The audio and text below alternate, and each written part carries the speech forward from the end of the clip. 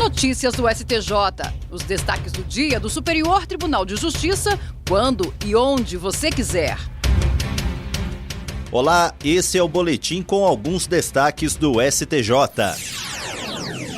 O Superior Tribunal de Justiça recebeu uma nova denúncia apresentada pelo Ministério Público Federal contra o ex-governador do Acre, Gladson Cameli. A acusação envolve os crimes de peculato desvio e fraude à licitação relacionados às obras da rodovia AC-405 em Cruzeiro do Sul.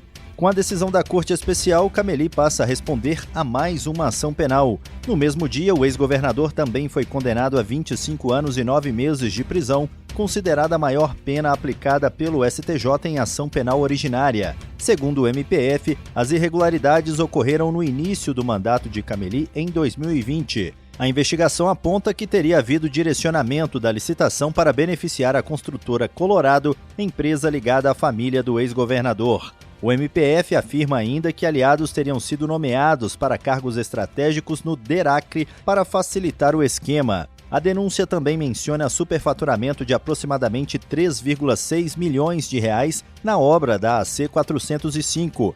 Conforme a Controladoria Geral da União, os custos teriam sido artificialmente elevados. A ministra Nancy Andrighi, relatora do caso, destacou indícios da participação direta de Cameli e de familiares no controle de decisões administrativas. Segundo a investigação, o pai do ex-governador, Eládio Cameli, teria influência tanto na empresa vencedora quanto no consórcio concorrente. Para a relatora, o cenário reforça suspeitas de comprometimento do caráter competitivo da licitação. A investigação também identificou transferências milionárias para empresas ligadas à família Cameli. Além disso, recursos teriam sido usados em imóvel de luxo e reformas particulares. O STJ entendeu que existem elementos suficientes para a abertura da ação penal. Com isso, o processo vai seguir em tramitação na Corte Especial e ainda não há previsão para o julgamento definitivo do caso. A Corte Especial do Superior Tribunal de Justiça vai definir sobre o rito dos recursos repetitivos se é admissível a interpretação de recurso especial contra a decisão monocrática de relator proferida em segunda instância. A controvérsia está cadastrada como tema 1423.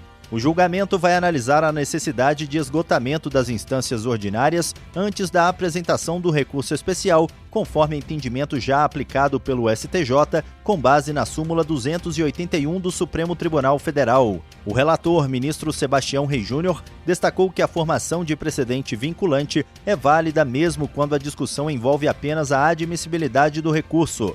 Segundo o ministro, o tribunal ainda recebe grande quantidade de recursos sobre o tema, apesar da jurisprudência já consolidada.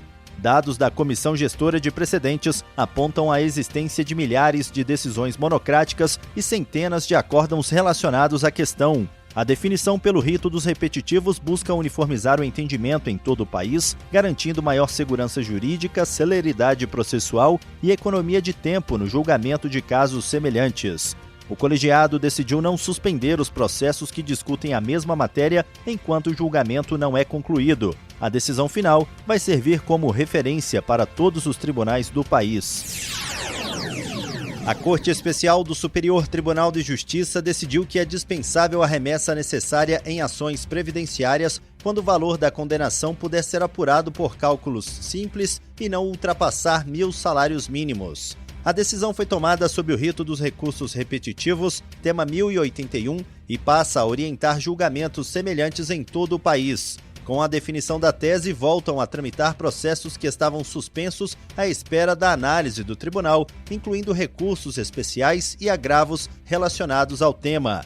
O relator do caso, ministro Og Fernandes, destacou que o artigo 496 do Código de Processo Civil estabelece como regra a remessa obrigatória de sentenças contra a fazenda pública, mas prevê exceção quando o valor da condenação for inferior ao limite legal.